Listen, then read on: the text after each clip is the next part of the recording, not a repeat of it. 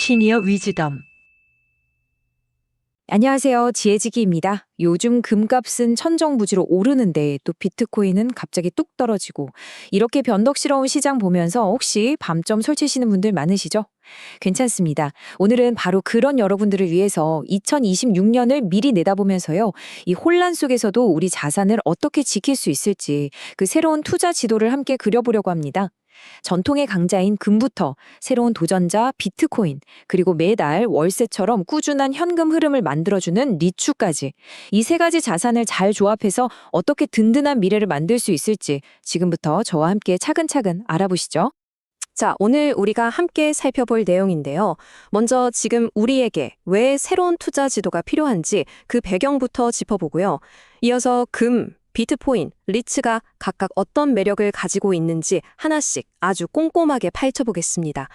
그리고 제일 중요한 거 있죠? 이 세 가지를 어떻게 잘 섞어야 최고의 효과를 낼 수 있을지 그 구체적인 투자 전략까지 함께 고민해보는 시간을 갖겠습니다.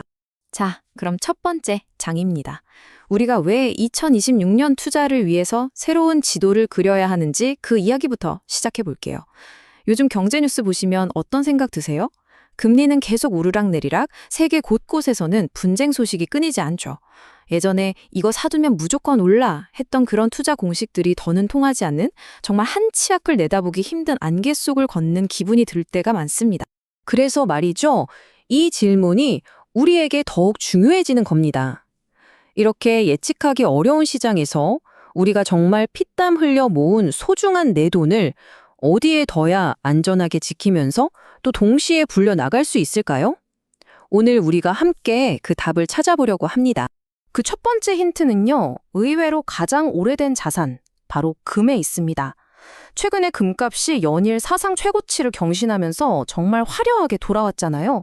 왜 갑자기 모든 사람이 다시 금을 찾기 시작했는지 그 이유부터 자세히 살펴보겠습니다. 와, $5,000라니 정말 입이 똑 벌어지는 숫자 아닌가요? 일부 금융기관에서는요, 2026년까지 금 1온스당 가격이 이 수준에 도달할 수 있다는 아주 낙관적인 전망을 내놓고 있습니다. 현재 가격보다도 훨씬 높은 이 숫자는 그만큼 시장이 금의 미래 가치를 아주 강하게 믿고 있다는 증거이기도 하죠. 도대체 무엇이 금값을 이렇게까지 끌어올리는 걸까요? 여기 네 가지 핵심적인 이유가 있습니다.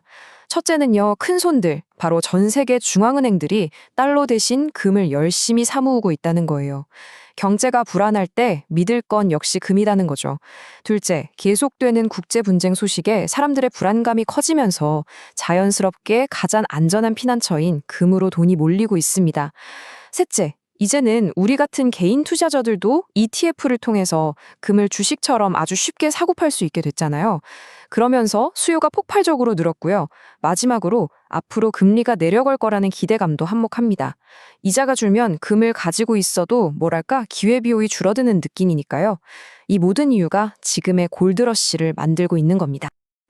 자, 전통의 강자 금에 이어서 이번에는 그 뒤를 바짝 쫓고 있는 신흥 강자 비트코인을 만나보겠습니다. 한때는 그저 위험한 투기 자산으로만 여겨졌었는데 대체 어떻게 디지털 금이라는 이런 명예로운 별명을 얻게 된 걸까요? 바로 이 전문가의 말이 핵심을 콕 짚어주는데요. 비트코인이 금이 걸어온 길을 따라가고 있다는 겁니다.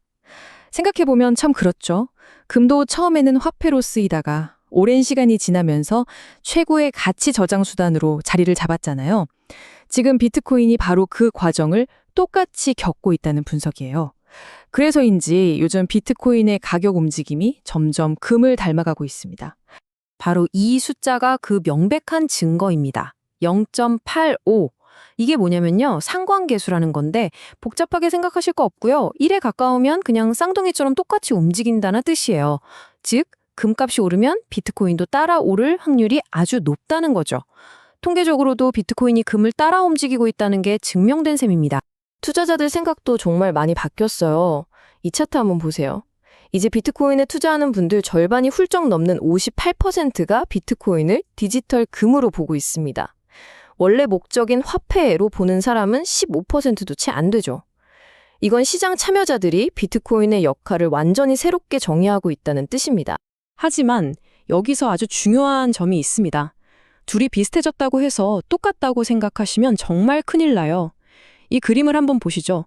최근에 큰 경제 뉴스가 터졌을 때 금은 역시 안전자산이라는 이름값처럼 굳건히 버텨냈습니다. 하지만 비트코인은 어땠죠? 네, 롤러코스터처럼 크게 흔들렸습니다. 이건 아주 중요한 차이점이에요. 비트코인이 금을 닮아가고는 있지만 여전히 외부 충격에는 훨씬 더 민감하고 위험성이 높은 자산이라는 사실, 이걸 절대 잊으시면 안 됩니다. 자, 지금까지는 돈을 안전하게 보관하는 금고 같은 자산들을 살펴봤죠? 이제부터는 매달 따박따박 돈이 들어오는 현금 파이프라인을 만드는 자산, 바로 리츠에 대해 알아보겠습니다.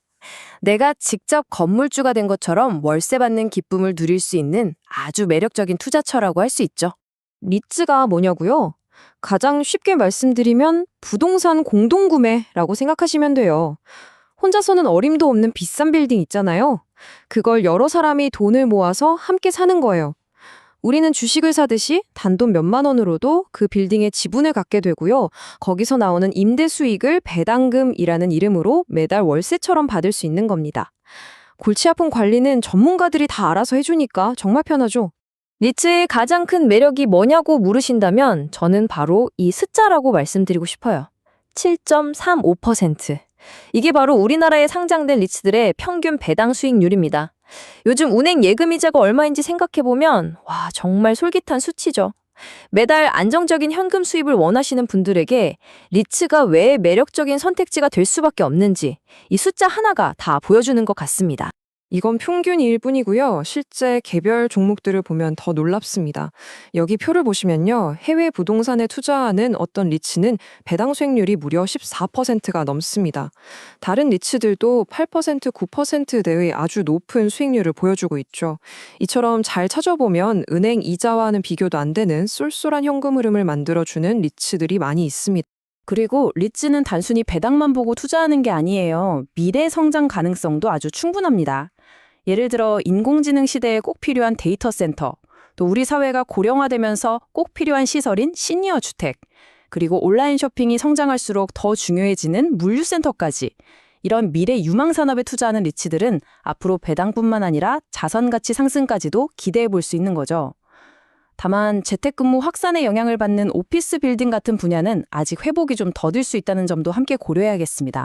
자, 이제 거의 다 왔습니다. 마지막 장이에요. 지금까지 금, 비트코인, 리츠, 이 세 가지 자산의 특징을 모두 살펴봤는데요. 여기서 가장 중요한 건 셋 중에 뭐가 제일 좋아요? 라고 묻는 게 아니라는 겁니다. 핵심은 이 세 가지 자산의 역할이 모두 다르다는 거 이해하고 이들을 어떻게 잘 섞어서 나만의 든든한 투자 어벤져스 팀을 만드느냐에 있습니다. 이 표에 모든 답이 담겨 있다고 할 수 있습니다. 금은요, 어떤 공격도 막아내는 튼튼한 방패 같은 역할을 합니다. 경제 위기가 닥쳤을 때 내 자산을 안전하게 지켜주죠. 반면에 비트코인은 강력한 한방을 가진 창입니다. 위험은 크지만 성공하면 엄청난 수익을 안겨줄 수 있는 잠재력을 가졌죠. 그리고 리츠는 꾸준히 수확물을 내어주는 농장과 같아요. 든든한 현금 흐름을 만들어주죠. 어떠세요? 방패, 창, 농장. 이 세 가지가 모두 조화롭게 있어야 완벽한 팀이 되는 겁니다. 그럼 이걸 어떻게 실천해야 할까요? 이 4단계 전략을 꼭 기억해 주세요. 첫째, 각자의 역할을 제대로 이해하는 거예요. 비트코인한테 안정성을 기대하거나 금한테 높은 성장을 기대하면 안 되겠죠. 둘째, 펀더멘털, 즉 본질적인 가치에 집중하는 겁니다. 하루하루 가격 변동에 흔들리지 마시고요. 셋째, 분산 투자하기. 리츠에 투자하더라도 데이터 센터, 물류 이렇게 여러 분야에 나누어 담아서 위험을 줄여야 합니다. 그리고 마지막, 이게 사실 제일 중요한데요. 바로 나 자신을 아는 겁니다. 내가 감당할 수 있는 위험은 어느 정도인지, 내 투자 목표는 무엇인지에 따라서 이 세 자산의 비중을 현명하게 조절해야 하는 거죠. 오늘 우리는 금, 비트코인, 리츠라는 세 가지 도구를 가지고 2026년을 위한 투자 지도를 함께 그려봤습니다. 부디 오늘 나눈 이야기들이 여러분 각자의 투자 여정에 든든한 나침반이 되기를 바랍니다. 마지막으로 이 질문을 던지면서 마무리하고 싶은데요. 이렇게 빠르게 변하는 디지털 시대에 여러분이 생각하는 진정한 가치는 무엇이며 그 소중한 가치를 앞으로 어디에 담아두시겠습니까? 그 답을 찾아가는 길에 오늘 내용이 작은 도움이 되었기를 바랍니다. 시청해주셔서 진심으로 고맙습니다. 구독과 좋아요는 영상 제작에 큰 힘이 됩니다.